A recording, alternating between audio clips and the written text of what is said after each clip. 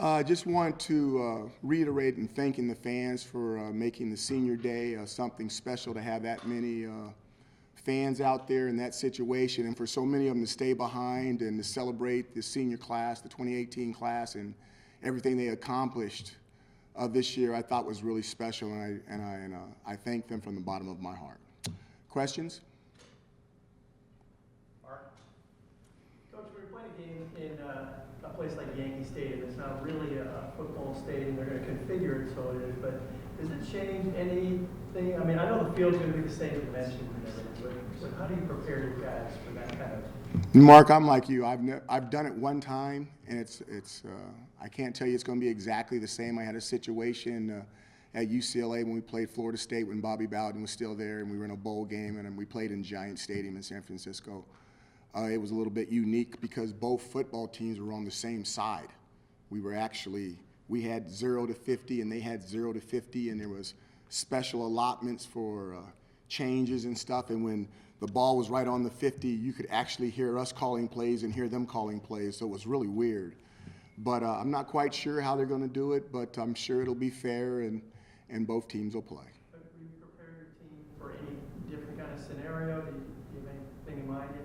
We're gonna act like good Marines, and we'll just adjust and improvise.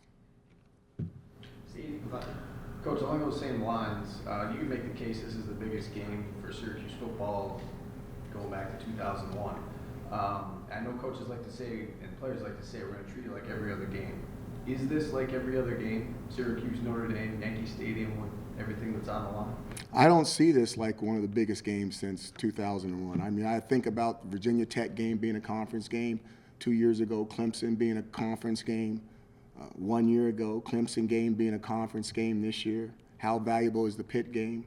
To me, this is like a freebie. We're 4-0 in the second part of our season. We have a non-conference opponent, and we're playing them. And it doesn't affect our conference standings, but it does affect our overall record. So I look at this one a little bit differently than a conference game. Coach, you've had an upset victory in your last 2 seasons, first year Virginia Tech, the second one against Clemson. Did you notice your football team change at all before those games? Like, were they more attentive in meetings? Was practice a little more lively? Did you notice anything before those games when you had those upset victories that may be present this week against Notre Dame? Well, first of all, we haven't started this week. We had a very good meeting on Sunday, but we haven't started this week. I would have to say no. To have that much insight and that much vision, I could be a very wealthy man. I don't have that much into it. There's been times when you get a feeling before a game that you're going to do great and you're just awful. Or you've been there and you do warm-ups and you're like, oh my God, we're going to get killed. And the guys do great. So I think it's hard to read that.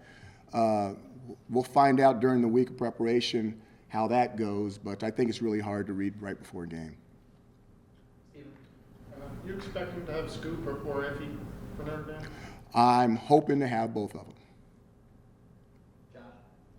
I was curious about your thoughts overall on playing in like a baseball park instead of playing in a football stadium. I know people just kind of have different thoughts on playing in separate venues instead of playing in college football. You know, when I grew up, we grew up playing on the front lawns of junior high schools and high schools, parks, played in the street, you know, with cars parked there.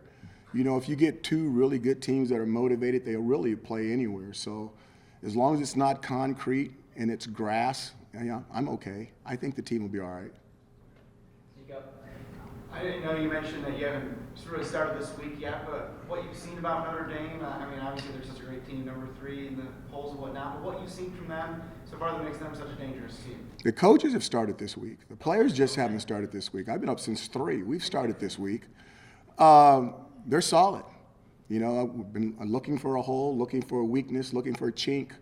They are extremely solid. They're good with whichever quarterback plays. Their defense is doing really, really well. Their new coordinator, Clark Lee, I believe, used to work here. And I knew him when he was at UCLA, when he was one of our graduate assistants at UCLA before he became full-time. So he's doing a fabulous job with that defense that Elko handed down to him, who's now at Texas A&M, which both of them started at Wake Forest the first year we played them. So I have some knowledge of it, but these guys, I don't use that word. The players that they are playing with on defense are really, really good. They're really, really long, and they have a really, really good scheme. So it's the main reason why I'm sure that a lot of teams have had a lot of difficulty scoring points on those guys. And then the offense is so good that you're trying to match suit with them, and then before you know it, you're behind, and then the floodgates open, and then the game's over. So you've got to kind of find a way to see if you can get it into the second half and get into the third and fourth quarter and make it a tight game. I think they've been playing really loose, but they've normally had leads and comfortable leads, and so their players could play loose. Their quarterback, number 12, young cat. What do you think of? They've got two quarterbacks, a young cat and an old cat. I think they're both good. I really do. They've won with both those young men. I mean, they didn't like one and they beat Michigan, and I think Michigan's ranked like 4 or 5 in the country, and then they switched to somebody else and they beat everybody else with them. So I think they can win with either quarterback. Well, I was just about to say, do you think that the younger quarterback gives them a better chance to win the game, and if so, why?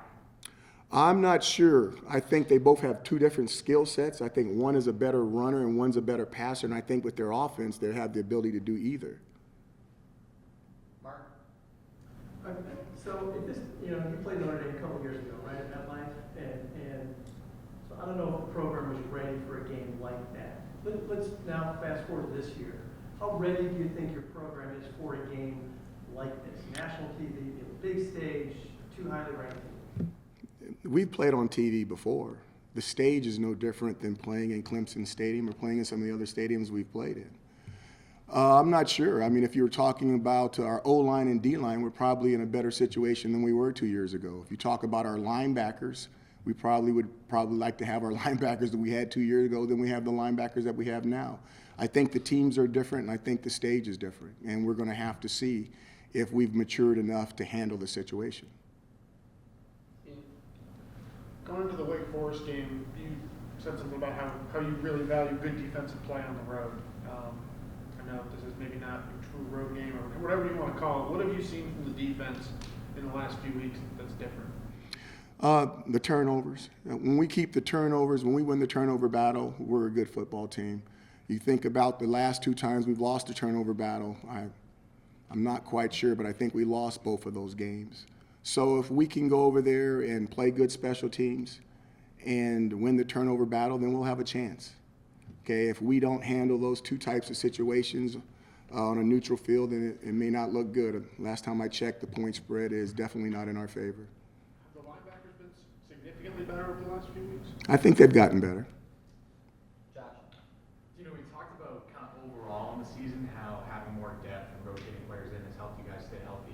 Big picture, is that something that helps in a game like this too as well, just being able to rotate guys as far as being able to keep up with, like, say, a line like Notre Dame? I think that at some positions we're able to rotate some guys. I think other positions we're on thin ice. We're one injury away from a floodgate.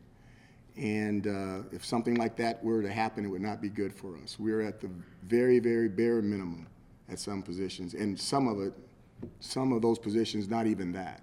It's a typical November, and we don't have the depth that they have. They have more good players.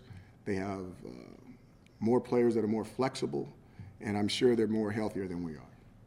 Follow up on that, just offensive line rotation seems like it's something that's been successful all year, though. What have you kind of seen from that, being able to use 6 guys this year or something? I think that's good for the inside guys, but we don't rotate the tackles. They have to play every snap. But if you're a guard, that's really cool. If you're a center or you're Aaron Service, it's the same thing that's been going on for the last 2 or 3 years. They've played every single snap.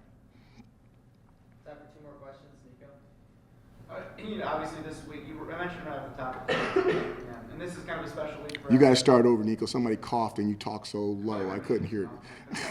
You mentioned right off the top thanking fans, and obviously this week is, I know it's a road game for you guys, but number 1, it's obviously New York City, and number 2, it's a big week for the university with the men and women's basketball teams being down there as well.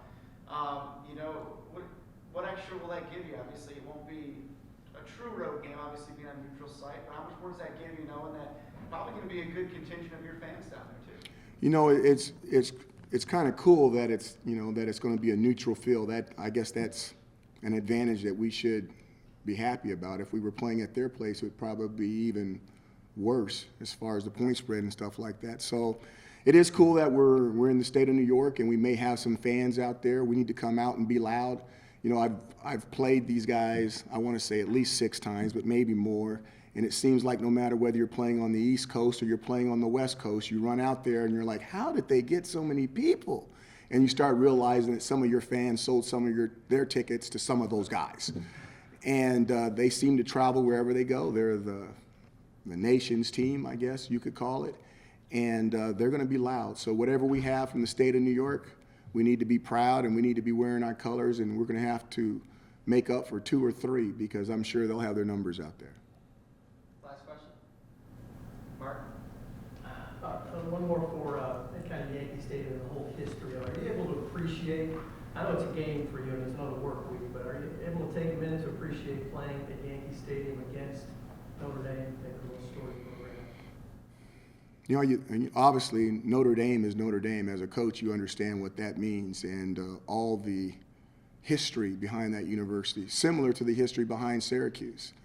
When you talk about the Yankees, you know, when I was growing up in San Diego, all I remember about the Yankees is that we had Dave Winfield and they took him away from us. And then I think we had, I can't remember if Ozzie Smith went there, but they took somebody else away from us. The thing I remember about the Yankees is if you ever get a really good baseball player, that after they run their contract out, they're going to go play with the Yankees.